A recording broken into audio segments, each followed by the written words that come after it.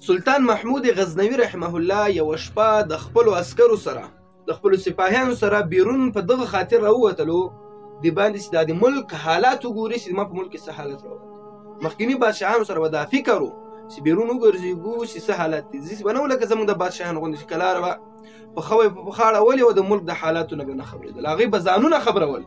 نو سلطان محمود غزنوي رحمه الله د کور نه د شپې په دغه اراده راووتلو چې حالات وګوري چې زما په رعیت کې څه شی روان دي. نو سلطان محمود غزنوي رحمه الله سره عسکر دي، د شپې ګزمه کوي، روان دي، ګرځي. نو ګوري یو ځای ته رسېږي چې هغلته یو نانبای دی، نانبایي. د دغه نانبای مخې ته یو سپین ږیری سړی، بوډا سپین ږیری سړی دی، دا په ایرو کې پروت دی او ویده دی. نو دغه سپین ږیری سړی د سلطان محمود غزنوي رحمه الله راپاڅولو، ورته ویل راپاڅېږه، ته دلته څه کوې؟ وایي ویده یم، دلته خوب کوم، دا مې ځای دی، کور نه لرم او نورې جامې مې نشته. وایي شپه دې څنګه تېرېږي؟ شپه خپل حالت راته بیان کړه. سلطان محمود غزنوي رحمه الله ورته فرمایي دغه کس چې دغه ایرو کې پروت و، د سپین ږیری ورته وایي زما شپه تر نیمایي شپې پورې داسې تېرېږي لکه ستا چې څنګه تېرېږي، ستا غوندې مې شپه تېرېږي، او د نیمایي نه هاخوا مې شپه ستا نه هم ښه تېرېږي. سلطان محمود غزنوي رحمه الله حیران شو چې دی په ایرو کې پروت دی، دا یې څنګه خبره وکړله؟ وایي ما ته د دې خبرې تفصیل وکړه، دا دې سره کوم خبره وکړله، د دې ما ته تفصیل وکړه. سړی ورته وایي تر نیمې شپې پورې داسې شپه راباندې تېرېږي لکه تا غوندې، ته چې په پالنګ کې پروت یې، ښه ګرم او ارامه، غم در سره نه وي.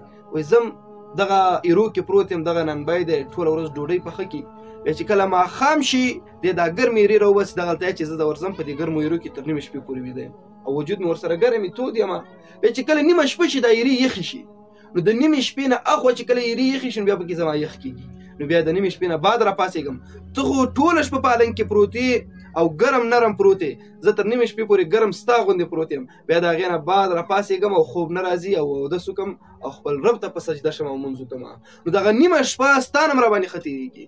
سلطان محمود غزنوي رحمه الله چې دا خبره واورېدله ډېر زیات یې وژړل، انتهایي زیات یې وژړل. دا کس یې خپلې غېږې ته رانږدې کړو او ښکل یې کړو، ورته ویل چې یا الله ستا لاک لاک شکر دی چې زما په رعیت کې دې داسې خلک پیدا کړي دي، داسې خلک دې پیدا کړي دي چې په ایرو کې پراته دي او بیا هم د رب شکرګزاره دي او د هغې شکریا ادا کوي.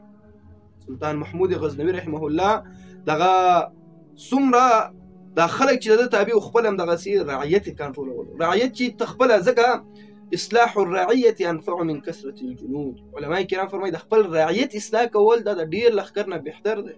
خپل رعیت اصلاح یې کړی و، چې خپل رعیت اصلاح یې صحیح کړی و، نو بس اول د خپل ځان اصلاح کړی، وروسته ورپسې رعیت خپل اصلاح شوی.